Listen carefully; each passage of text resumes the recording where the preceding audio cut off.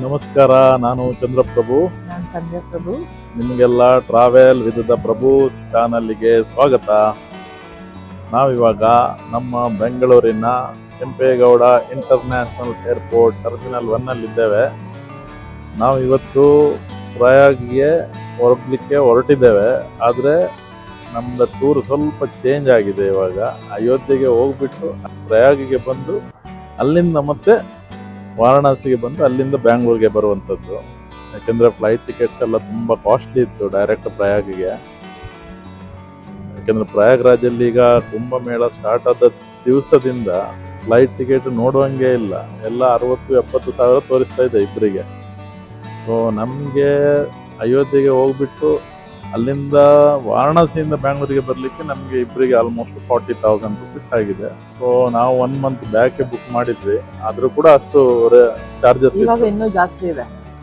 So ನಮ್ಮ airport ಅಲ್ಲಿ ನಾವು ಕೂತ್ಕೊಂಡಾಗ ಒಂದು ಸಂತೋಷನೇ ಬೇರೆ. ನಾವು ಯಾಕಂದ್ರೆ ತುಂಬಾ ಎಲ್ಲ ಕಂಟ್ರೀಸ್ಗೆ ಹೋಗಿದ್ದೇವೆ, ಆಲ್ಮೋಸ್ಟ್ 17 ಕಂಟ್ರೀಸ್ಗೆ ಹೋಗಿದ್ದೇವೆ ನಾವು. ಆದ್ರೆ ಎಲ್ಲಾ ಕಂಟ್ರಿಗೆ ಹೋದ್ರೂ ಕೂಡ ನಮ್ಮ ಬ್ಯಾಂಗ್ಳೂರ್ ಏರ್ಪೋರ್ಟ್ ಅಲ್ಲಿ ಕೂತ್ಕೊಂಡ ಕೂಡಲೇ ಒಂದು ವೈಬ್ರೇಷನೇ ಬೇರೆ, ಅದೊಂದು ಖುಷಿಯೇ ಬೇರೆ. ಇಲ್ಲಿದ್ ಗಾಳಿಲೇ ಒಂಥರ ನಮ್ತನ ಇದೆ. ನಮ್ದು ಕನ್ನಡ ಬೆಂಗಳೂರು, ಹೌದು ನಮ್ಮ ಬೆಂಗಳೂರು ಅನ್ನೋ ಒಂದು ಏನೋ ಒಂದು ಫೀಲಿಂಗ್. ಕನ್ನಡತನ, ಅದಕ್ಕೆ ಕನ್ನಡತನ ಅಂತ ಹೇಳೋದು. ಎಲ್ಲ ನಮ್ದು ಅಂತೇಳಿ ಆತರ ಮನಸ್ಸಲ್ಲಿ ನಾವು ನಮ್ದು ಅಂತ ಬಂದ್ರೆ ತುಂಬಾ ಸ್ವಾರ್ಥಿಗಳಾಗ್ಬಿಡ್ತೀವಲ್ವಾ? ಇಲ್ಲ ಇಲ್ಲ, ಸ್ವಾರ್ಥಿಗಳಂತೇಳಲ್ಲ, ಅದೊಂಥರ ಪ್ರೀತಿ ಅದು. ಅದೌದು, ಅದೊಂದು ಪ್ರೀತಿ, ಒಂಥರ ಭಕ್ತಿ. ನಮ್ಮ ರಾಜ್ಯ, ನಮ್ಮ ಊರು, ನಮ್ಮ ದೇಶ ಅಂತ ಹೇಳುವಾಗ ಒಂದು ಭಕ್ತಿ ಅದು. ಅದಕ್ಕೆ ಅದು ಸ್ವಾರ್ಥ ಅಂತ ಹೇಳಲಿಕ್ಕೆ ಆಗೋದಿಲ್ಲ. ನಮ್ಮ ಫ್ರೆಂಡ್ಸ್ ಗಳಿಗೆಲ್ಲ ಒಂದು ಸ್ವಲ್ಪ ಏರ್ಪೋರ್ಟ್ ತೋರಿಸುವ, ಯಾಕೆಂದ್ರೆ ಅವರೆಲ್ಲ ನೋಡಿರ್ತಾರೆ ಜನರಲ್ಲಿ. ಯಾಕಂದ್ರೆ ಬ್ಯಾಂಗ್ಳೂರ್ ಏರ್ಪೋರ್ಟ್ ನೋಡಿದವರು ಬಹಳ ಕಡಿಮೆನೆ. ಯಾಕಂದ್ರೆ ಇವತ್ತು ಆಕ್ಚುಲಿ ಏರ್ಪೋರ್ಟ್ ಸ್ವಲ್ಪ ಖಾಲಿ ಇದೆ. ಅಂದ್ರೆ ಇಂಟರ್ನ್ಯಾಷನಲ್ ಇಲ್ಲಿ ಇಲ್ವಲ್ಲ, ಬರೀ ಡೊಮೆಸ್ಟಿಕ್ ಮಾತ್ರ ತಾನೆ ಇಲ್ಲಿಂದ. ವರ್ಕಿಂಗ್ ಡೇ ಆಗಿರೋದ್ರಿಂದ ಸ್ವಲ್ಪ ಜನ ಕಮ್ಮಿ ಇದ್ದಾರೆ. ಇನ್ನೇನಂದ್ರೆ ಪ್ರಯಾಗ್ರಾಜಲ್ಲಿನೂ ಸ್ವಲ್ಪ ರಶ್ ಕಡಿಮೆ ಇರ್ಬೋದು. ಯಾಕೆಂತ ಹೇಳಿದ್ರೆ ಅಲ್ಲಿ ಇವಾಗ ಎಲ್ಲ ಈ ಮೇನ್ ದಿವಸದೆಲ್ಲ ಪೂಜೆ ಆಲ್ಮೋಸ್ಟ್ ಇವತ್ತಿನವರೆಗೆ ಆಗಿದೆ. 3ನೇ ತಾರೀಕಿಗೊಂದು ಇತ್ತಲ್ವಾ, ಮೌನಿ ಅಮಾವಾಸ್ಯೆ ಇತ್ತಲ್ವಾ? ಮೌನಿ ಅಮಾವಾಸ್ಯೆ 29ಕ್ಕಿತ್ತು. ಆಮೇಲೆ ಇದು ವಸಂತ ಪಂಚಮಿ ಇತ್ತಲ್ಲ, 3ನೇ ತಾರೀಕು. ಅಂದ್ರೆ ಬಸಂತ ಪಂಚಮಿ ಅಂದ್ರೆ ಸರಸ್ವತಿ ಹುಟ್ಟಿದ ದಿನ ಅಂತೆ.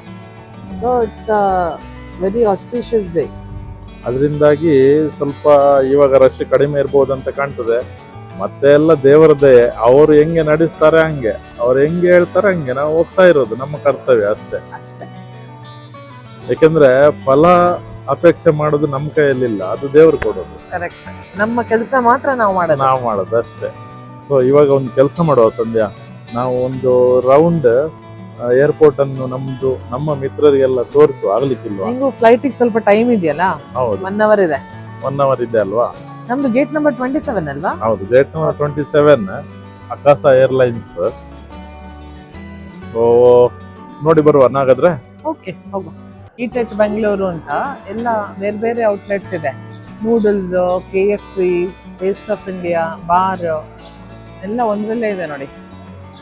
ಆಕಾಶ ಏರ್ ಅಯೋಧ್ಯ ಸೆಕ್ಯೂರಿಟಿಯಲ್ಲಿ ಚೆಕ್ಕಿನ್ ಆಯ್ತು. ಈಗ ಸ್ಟೇಟಸ್ 27 ಗೇಟ್ ತೋರಿಸ್ತಾ ಇದೆ. ಕರೆಕ್ಟಾಗಿ 11:55ಕ್ಕೆ ಇಲ್ಲಿಂದ ಹೊರಡೋದು.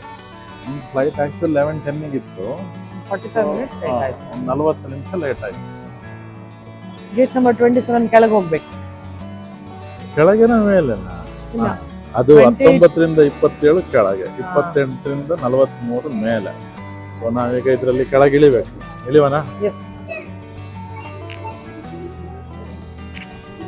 ಇದರಲ್ಲಿ ನಡ್ಕೊಂಡು ಹೋಗ್ಬೇಕಾಗಿಲ್ಲ, ಇದೇ ಕರ್ಕೊಂಡು ಹೋಗ್ತದೆ ಕೆಳಗೆ.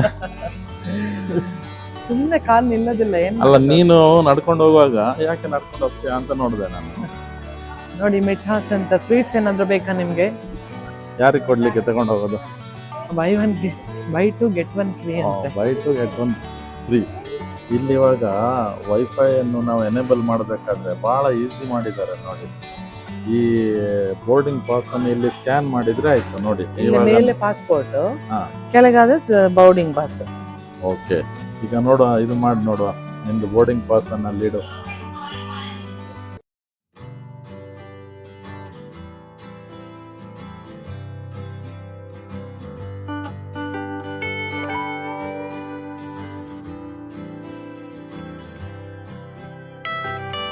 ಹೌದು, ಇಲ್ಲಿ ಚಾಕ್ಲೇಟ್ಸ್ ಮತ್ತೆ ಡ್ರಿಂಕ್ಸ್ ಅಂತೆ. ಡ್ರಿಂಕ್ಸ್ ಅಂದ್ರೆ ಏನದು?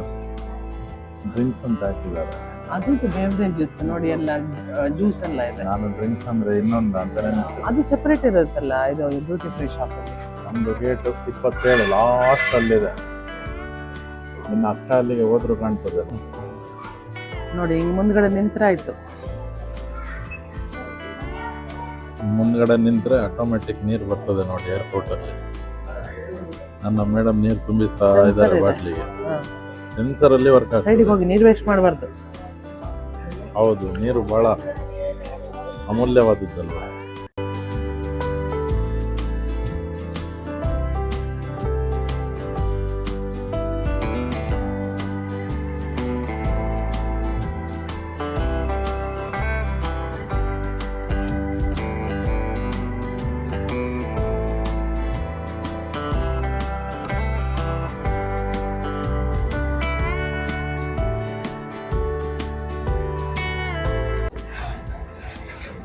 ನಾವು ಇವಾಗ ನೋಡಿ ನಮ್ಮ ಫ್ಲೈಟ್ ಹಿಂದಗಡೆ ಇದ್ದೀವಿ.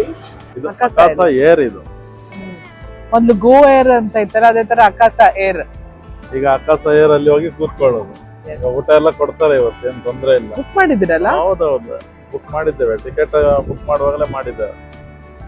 ನಮ್ದು 4A and B ಆಯ್ತು, ಮುಂದಗಡೆನೆ ಇದೆ. ಎಲ್ಲ ಹತ್ತ ಇದ್ದಾರೆ. ಹಿಂದಗಡೆ ಇರೋರು ಹೋಗ್ಲಿ, ನಮ್ದು ಮುಂದಗಡೆನೆ ಇದೆ ಅಲ್ವಾ, ಲೇಟ್ ಆಗಲ್ಲ. ಆರಾಮಾಗಿ ಹೋಗ್ಬೋದಲ್ವಾ? ಅಷ್ಟೇ.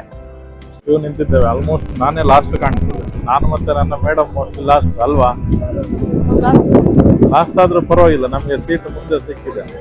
ಅದೇ 4 ನಂಬರ್ ಸೀಟ್ ಸಿಕ್ಕಿದೆ ಅಲ್ವಾ, ನಾವು ಮುಂದೆ ಆರಾಮಾಗಿ ಹೋಗ್ಬೋದು. ಏನು ಅರ್ಜೆಂಟ್ ಇಲ್ಲ. ನಾವು ಹೋಗದೆ ಅಂತ ಅವರು ಫ್ಲೈಟ್ ಅಂತೂ ಬಿಡುವುದಿಲ್ಲ. ಖಂಡಿತ. Thank you. ಎಲ್ಲ ಕೂತ್ಕೊಂಡು ಆಯ್ತು ಫ್ಲೈಟ್ ಒಳಗೆ. ಟೇಕ್ ಆಫ್ ಆಗ್ತದೆ ಈಗ ಸ್ವಲ್ಪ ಹೊತ್ತಲ್ಲಿ. ಫ್ಲೈಟ್ ಅಲ್ಲಿ ಹೋಗೋದು ಖುಷಿಗಿಂತ ನನ್ಗೆ ಕುಂಭಮೇಳಕ್ಕೆ ಹೋಗೋದೇ ಒಂದು ಖುಷಿ. ಫಸ್ಟ್ ಟೈಮ್ ನಂದು. ಎಷ್ಟು ದಿನದಿಂದ ನಿದ್ದೆ ಬಂದಿಲ್ಲ.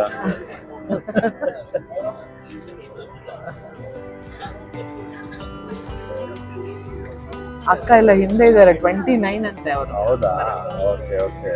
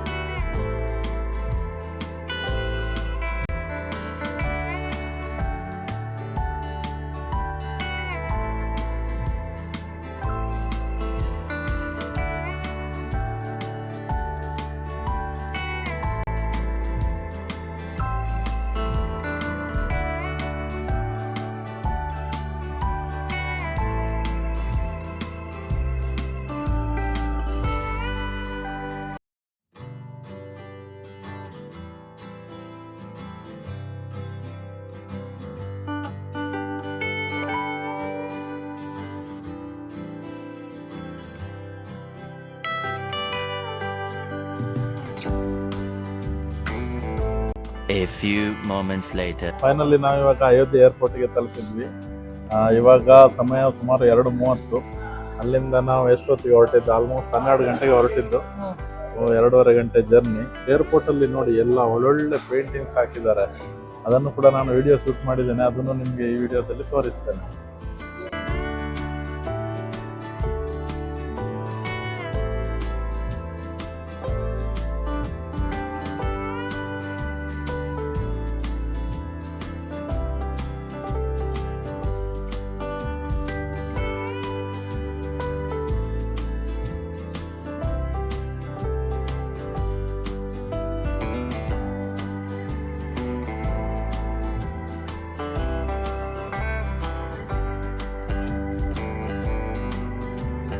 ನಾವಿವಾಗ ಮಹರ್ಷಿ ವಾಲ್ಮೀಕಿ ಇಂಟರ್ನ್ಯಾಷನಲ್ ಏರ್ಪೋರ್ಟ್ ಅಯೋಧ್ಯದಲ್ಲಿದ್ದೀವಿ. ನೋಡಿ ಇವಾಗ ಇಲ್ಲಿ 28 ಡಿಗ್ರಿ ಇದೆ, ಬಿಸಿಲು ಚೆನ್ನಾಗಿದೆ. ನಾವೀಗ ಏರ್ಪೋರ್ಟ್ ಇಂದ ಹೊರಗೆ ಬಂದಾಯ್ತು. ಇವಾಗ ಆಟೋಗೆ ಕಾಯ್ತಾ ಇದ್ದೇವೆ. ಆಟೋದವರೇನೋ ಬರ್ತೇನೆ ಅಂತ ಹೇಳಿದಾರಂತೆ. ಸೊ ನಮ್ಮ ಅತ್ತಿಗೆ ಅವರೆಲ್ಲ ಬುಕ್ ಮಾಡಿದ್ದಾರೆ ಅದು. ಸೊ ಅದರಿಂದಾಗಿ ನಮ್ಗೆ ಈ ಸಲ ಅದೊಂದು ಟೆನ್ಷನ್ ಇಲ್ಲ ಬುಕ್ಕಿಂಗ್. ಗೆಸ್ಟ್ ಹೌಸ್ ಹಂಗೂ ಬುಕ್ ಆಗಿದೆ ನಮ್ದು. ದೇವಸ್ಥಾನದಿಂದ ಒಂದು 500 ಮೀಟರ್ ದೂರದಲ್ಲಿದೆ ಅಂತ. ಅಂತ ಹೇಳಿದ್ದಾರೆ ಅವರು.